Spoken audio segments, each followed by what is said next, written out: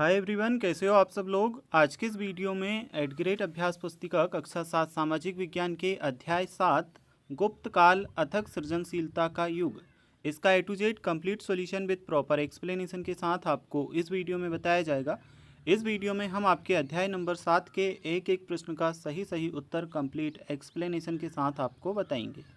तो पहले नंबर के प्रश्न में हमें क्या दिया है, मेहरौली दिल्ली का लौह स्तंभ किसके शासनकाल में स्थापित किया गया। पहला ऑप्शन है चंद्रगुप्त प्रथम, ऑप्शन बी है चंद्रगुप्त द्वितीय, ऑप्शन सी है समुद्रगुप्त और ऑप्शन डी है स्कंदगुप्त। चार ऑप्शन में से जो आपका बी नंबर का ऑप्शन हमें दिया है चंद्रगुप्त द्वितीय, ये आपको सही आंसर लगाना है। मेहरौली दिल्ली में जो लौह स्तंभ है वह चंद्रगुप्त द्वितीय के शासनकाल में स्थापित किया गया था, तो बी नंबर का ऑप्शन सही है। अब हमारे पास सेकंड नंबर का प्रश्न, प्रयागराज में स्थित अभिलेख प्रयाग प्रशस्ति किस शासक की उपलब्धियों से संबंधित है। पहला ऑप्शन हमें विक्रमादित्य दिया है, ऑप्शन बी समुद्रगुप्त दिया है, ऑप्शन सी अशोक दिया है, ऑप्शन डी चंद्रगुप्त मौर्य दिया है। तो ए बी सी डी चार ऑप्शन में से जो बी ऑप्शन हमें दिया है समुद्रगुप्त, ये सही उत्तर है। सेकंड नंबर के प्रश्न में ऑप्शन नंबर बी समुद्रगुप्त हम सही उत्तर करेंगे। अगला है हमारे पास तीसरे नंबर का प्रश्न, यहाँ पे आप देख सकते हो 1000 मंदिरों का शहर के रूप में प्रसिद्ध है। पहला ऑप्शन है कांचीपुरम, ऑप्शन बी है उज्जैनी, ऑप्शन सी है पाटलिपुत्र, ऑप्शन डी है मथुरा। तो 1000 मंदिरों का शहर के रूप में कांचीपुरम प्रसिद्ध है। बी यानी कि जो ए ऑप्शन हमें दिया है कांचीपुरम, देखिए ये वाला ए ऑप्शन कांचीपुरम आपका सही आंसर रहेगा। तीसरे नंबर के प्रश्न में ए ऑप्शन कांचीपुरम आप सही उत्तर लगाओगे। अब हमारे पास अगला प्रश्न आ जाता है प्रश्न क्रमांक 4, जातक कथाओं को दर्शाने वाले जीवंत गुफा चित्रों के लिए प्रसिद्ध। पहला ऑप्शन दिया है Ajanta, option B Udayagiri, option C Bhimbetka, option D Ellora. तो जातक कथाओं को दर्शाने वाले जीवंत गुफा चित्रों के लिए अजंता प्रसिद्ध है। ए नंबर का ऑप्शन अजंता हम सही उत्तर करेंगे और यहाँ ऑप्शन ए अजंता लिखेंगे। इस प्रश्न के बाद हमें पाँचवें नंबर का प्रश्न दिया है, इसे हम समझते हैं। वाकाटक राजवंश की राजधानी थी। पहला ऑप्शन है Nandivardhan, option B Kanchipuram, option C Pataliputra, option D Ujjaini. तो वाकाटक राजवंश की जो राजधानी थी वह नंदीवर्धन, ऑप्शन नंबर ए आपका सही उत्तर करना है क्योंकि नंदीवर्धन थी, तो पहला ऑप्शन नंदीवर्धन आप सही करेंगे। अब हमारे पास में रिक्त स्थान आ जाते हैं, रिक्त स्थानों की पूर्ति हमें करनी है। चंद्रगुप्त द्वितीय की पुत्री का नाम प्रभावती गुप्त था, तो उत्तर में आपका क्या आएगा प्रभावती। फिर हमारे पास सेकंड है, गुप्त शासक विष्णु के परम भक्त थे, तो इसमें उत्तर हम करेंगे विष्णु। इस पेज पे आपको ये प्रश्न दिए थे कंप्लीट हुए, अगले पेज पे हमें कुछ और प्रश्न दिए हैं, इन्हें हम देख लेते हैं। आर्यभट्ट और बारहमिहिर ने गणित में खगोल विज्ञान में उल्लेखनीय योगदान दिया, तो इस रिक्त स्थान में हम आंसर करेंगे खगोल। फिर इसके बाद हम देखते हैं चौथा प्रश्न, मेघदूतम काव्य कालिदास की रचना है, तो इसमें हम उत्तर करेंगे कालिदास। अगला है आयुर्वेद को गुप्त काल में संहिताबद्ध किया गया था, तो आयुर्वेद को गुप्त काल में संहिताबद्ध किया गया था, उत्तर में हम करेंगे गुप्त। ये हमारे यहाँ से अति लघुत्तरीय टाइप के प्रश्न आ जाते हैं। अब हम इन प्रश्नों को सॉल्व करेंगे। असम की ब्रह्मपुत्र घाटी का प्राचीन नाम क्या था। 7वें नंबर का प्रश्न है, असम की ब्रह्मपुत्र घाटी का प्राचीन नाम क्या था। देखिए उत्तर हमने लिखा 7वें नंबर के प्रश्न में, ये आप देख सकते हो, असम की ब्रह्मपुत्र घाटी का प्राचीन नाम प्राग्ज्योतिष था। ठीक है, ये आपका उत्तर है। ये एक शब्द लिखने में आप थोड़ी सी मिस्टेक मत करना, मैं आपको बता भी दूं, ये प्राग्ञ ज्योतिष आपका लिखा है। एक बार मैं लिख के बता देता हूं क्योंकि वो थोड़ा सा मिट रहा है तो आपको ठीक से दिखाई नहीं देगा। प्राग्ञ ज्योतिष, प्राग्ञ ज्योतिष, ये मैंने जो लिखा है इस तरह से लिखाएगा। ठीक है, प्राग्ञ ज्योतिष। अब हम देखते हैं आपके 8वें नंबर के प्रश्न को। मध्य प्रदेश के उदयगिरी में चट्टानों को काटकर बनाई गई गुफाएं किस काल की उत्कृष्ट कला का उदाहरण है। 8वें नंबर का आपका प्रश्न है। प्रश्न आप देख सकते हो, मध्य प्रदेश के उदयगिरी में चट्टानों को काटकर बनाई गई गुफाएं किस काल की उत्कृष्ट कला का उदाहरण है। इस प्रश्न के उत्तर में हम क्या करेंगे ये गुफाएं गुप्त काल की उत्कृष्ट कला का उदाहरण हैं। कौन से काल? गुप्त काल। तो ये गुफाएं गुप्त काल की उत्कृष्ट कला का उदाहरण हैं। अब हमारे पास 9वें नंबर का प्रश्न आ जाता है, दिल्ली के लौह स्तंभ पर उत्कीर्ण अभिलेख में किस राजा का नाम उल्लेखित है?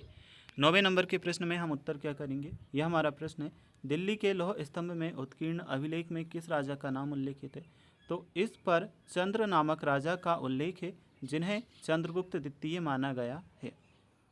इस पर चंद्र नामक राजा का उल्लेख है, जिन्हें चंद्रगुप्त द्वितीय माना गया है।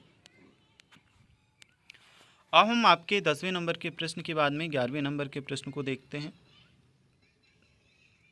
चंद्रगुप्त द्वितीय को अन्य किस नाम से जाना जाता है? ये 10वें नंबर का प्रश्न, चंद्रगुप्त द्वितीय को अन्य किस नाम से जाना जाता है? उत्तर हम लिखेंगे 10वें नंबर के प्रश्न में। आप यहाँ से देखिए, चंद्रगुप्त द्वितीय को विक्रमादित्य के नाम से भी जाना जाता है। चंद्रगुप्त द्वितीय को विक्रमादित्य के नाम से भी जाना जाता है। तो अब हमारा 11वें नंबर का प्रश्न है, कोई एक प्रमाण दीजिए जिससे यह पता लगता हो कि प्राचीन काल में भारतीयों को उन्नत धातु विज्ञान का ज्ञान था। बहुत समय पहले धातु का जो विज्ञान था हमारे पूर्वजों को पता था। यह हमें एक उदाहरण देना है, बताना है, सिद्ध करना है इसे। देखो क्या लिखेंगे 11वें नंबर के प्रश्न के उत्तर में, मेहरौली यानी कि दिल्ली का 1600 वर्ष पुराना लौह स्तंभ इसका सबसे बड़ा प्रमाण है, क्योंकि खुले आसमान के नीचे रहने पर भी इसमें आज तक जंग नहीं लगी। देखो लोहे का बना है, लेकिन लोहे में उन्होंने कुछ ऐसे विशेष तत्व मिलाए थे जिससे उसमें आज तक जंग नहीं लगी। नहीं तो आप देखते हो लोहे की चीज़ों में बहुत जल्दी जंग लग जाती है। इससे यह सिद्ध तो होता है कि उन्हें धातुओं का अच्छा ज्ञान था, तभी उन्होंने उस प्रकार की जो मूर्ति थी लोहे की वह तैयार की, यानी कि लौह स्तंभ तैयार किया। अब हम आपके लघुत्तरीय प्रश्नों को देखेंगे। 12वें नंबर का हमारा प्रश्न आ जाता है, इसमें दिया है, गुप्त साम्राज्य के अनेक प्रांतों में भूमि दान किसे किया गया, उसे ताम्रपत्रों पर लिपिबद्ध क्यों किया गया? 12वें नंबर के प्रश्न में उत्तर आपका यह है, यहाँ से आप उत्तर देख सकते हो। भूमि दान स्थानीय शासकों, पुजारियों और सरदारों को किया गया। सटीक रिकॉर्ड रखने और उचित कर संग्रह सुनिश्चित करने के लिए इन्हें ताम्रपत्रों यानी कि तांबे की प्लेटों पर लिपिबद्ध किया जाता था। तो ये आपके 12वें नंबर के प्रश्न का उत्तर रहेगा। यहाँ से आपको कंप्लीट करना है। अब हम चलते हैं आपके 13वें नंबर के प्रश्न पर। गुप्त शासकों के आय के स्रोतों में कौन कौन से कर सम्मिलित थे? ठीक है, गुप्त शासकों के आय के स्रोतों में कौन कौन से कर सम्मिलित थे? 13वें नंबर का प्रश्न हमसे पूछा है। इस प्रश्न के उत्तर में हम देखेंगे, इनकी आय का मुख्य स्रोत भूमि कर था। अन्य स्रोतों में जुर्माना, खदानों, सिंचाई, व्यापार और शिल्पकला पर लगने वाले कर सम्मिलित थे। तो ये आपके 13वें नंबर के प्रश्न का उत्तर होगा। इनकी आय का मुख्य स्रोत भूमि कर था। अन्य स्रोतों में जुर्माना, खदानों, सिंचाई, व्यापार और शिल्पकला पर लगने वाले कर सम्मिलित थे। अब हम 13वें नंबर के प्रश्न के बाद आपके 14वें नंबर के प्रश्न को देखेंगे। इस प्रश्न में हमें दिया है, महाकवि कालिदास रचित मेघदूतम में किस बात का उल्लेख है? महाकवि कालिदास रचित मेघदूतम में किस बात का उल्लेख है? 14वें नंबर का आपका प्रश्न है। इस प्रश्न का उत्तर हम देखते हैं। तो यहाँ से आप देखना, उत्तर आपका ये रहेगा। क्या किया है हमने यहाँ पे? इसमें एक निर्वासित यक्ष की कहानी है, जो एक बादल के माध्यम से अपनी प्रेमिका को संदेश भेजता है। साथ ही इसमें उत्तर भारत के परिदृश्यों व मौसम का सुंदर वर्णन है। ये परिदृश्यों लिखा है। अगर आपको समझ नहीं आ रहा है तो ये वाला शब्द मैं आपको लिख के बता देता हूँ।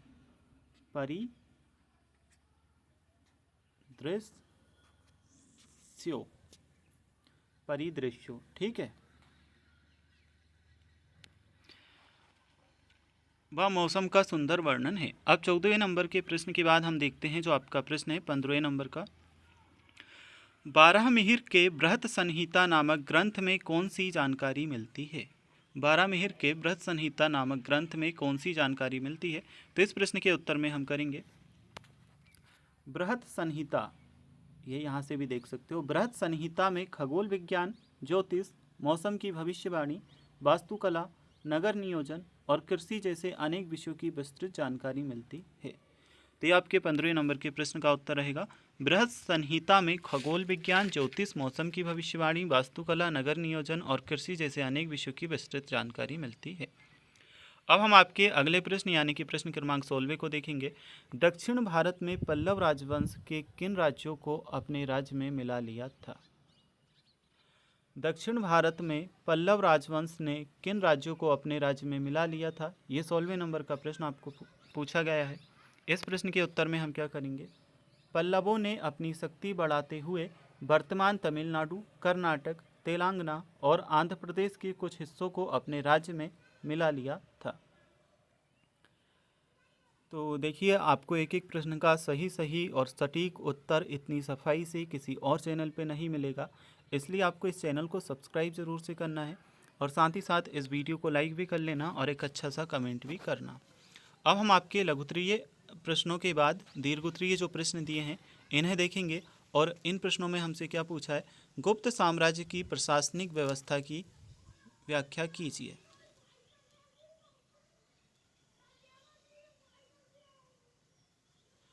तो हम 17वें नंबर के प्रश्न के उत्तर को यहाँ से लिखेंगे। यह आपका उत्तर है, गुप्त प्रशासन सुगठित आप इस तरह से लिखना अगर आपको वहाँ ठीक से नहीं दिखाई दे रहा है।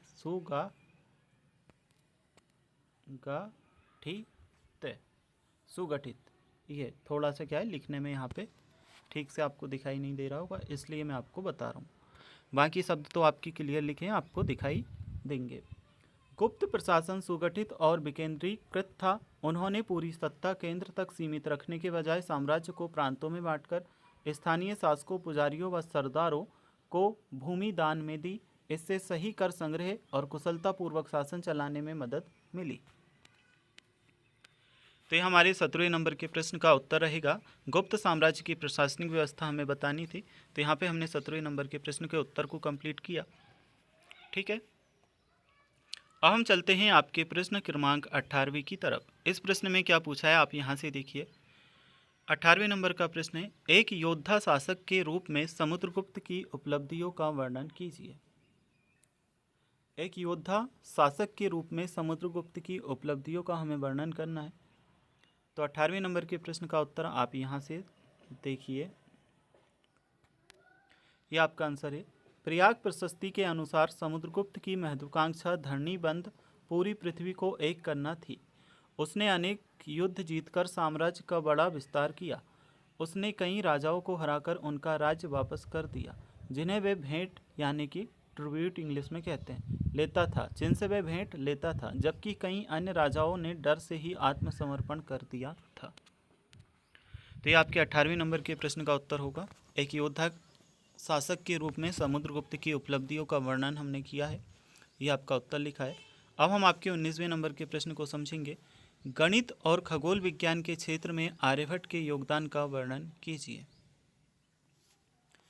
तो 19वें नंबर के प्रश्न को आप यहाँ से देखिए, गणित और ये आपका उत्तर रहेगा, यहाँ से लिखोगे। आर्यभट्ट ने सूर्य, चंद्र व ग्रहों की गति के सूत्र दिए। उन्होंने सिद्ध किया कि पृथ्वी अपनी धुरी पर घूमती है, ग्रहण का सही कारण बताया और वर्ष की सटीक लंबाई की गणना की। गणित में उन्होंने गणना व समीकरण समाधान की ऐसी तकनीकें दी जो आज भी उपयोग में लाई जाती हैं।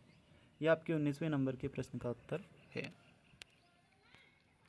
चलिए अब हम चलते हैं, देखते हैं जो आपका अगला प्रश्न दिया है, प्रश्न क्रमांक 20। इस प्रश्न में आप देख सकते हो कुछ इस तरह से हमें प्रश्न दिया गया है। गुप्त काल को नवीन विचारों और उपलब्धियों का युग क्यों कहा जाता है? गुप्त काल को नवीन विचारों और उपलब्धियों का युग क्यों कहा जाता है? 20वें नंबर का प्रश्न है। इसका उत्तर आप यहाँ से देखिए। शांति और स्थिरता के कारण इस काल में संस्कृति, साहित्य का विकास, आयुर्वेद का संकलन, उत्कृष्ट वास्तुकला जैसे अजंता और उदयगिरी व धातु विज्ञान में भारी प्रगति हुई। आर्यभट्ट व बारामीर जैसे विद्वानों ने विज्ञान और गणित में नई खोजें की। इसी चौतरफा सांस्कृतिक व बौद्धिक प्रगति के कारण इसे उपलब्धियों का युग कहा जाता है। तो ये आपका उत्तर यहाँ से आपका कंप्लीट होगा। अब हम आपके 21वें नंबर के प्रश्न को देखेंगे।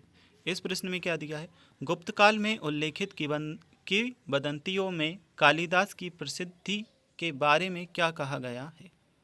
21वें नंबर के प्रश्न का उत्तर आप यहाँ से देखिए, क्या है, किंवदंतियों के अनुसार शुरुआत में लोगों ने कालिदास का बहुत उपहास यानी कि मजाक उड़ाया था। इसी से प्रेरित होकर उन्होंने कड़ी मेहनत की और अपना जीवन बदलकर संस्कृत साहित्य व उत्कृष्ट काव्य मेघदूतम आदि के माध्यम से महान प्रसिद्धि प्राप्त की। तो ये आप देखिए, मैं इसे पूरा आपको छोटा कर दिखा देता हूँ ताकि आपको लिखने में दिक्कत ना आए।